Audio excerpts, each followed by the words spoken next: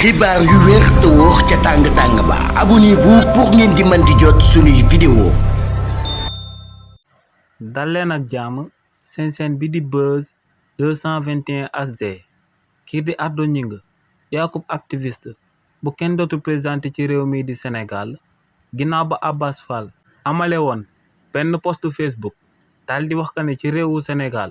dootuñu nangu kenn yëkkati ay kàddu yu ñaaw daal di koy teg ci ndodd premier ministre bii di Ousmane Sonko kookee di Ardo Gningue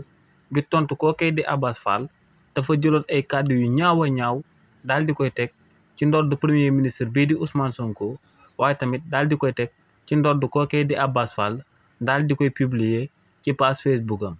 li ni mel nag moom moo sababoon procureur de la république bii di Ibrahima Ndoye autosaisir woon daal di convoqué kookee di Ardo Gningue ngir mu daal di ñëw layoog ci kàddu yu ñaaw yooyee mu yëkkati woon. ci convocation boobee nag ñu amaloon jëmale ko ci jëmm Ardo Gningue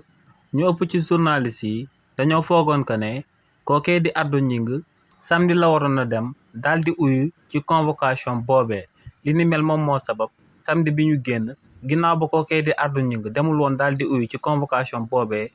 ñu bëri daal di fësal ay xibaar daal di wax que ne dafa daal di daw.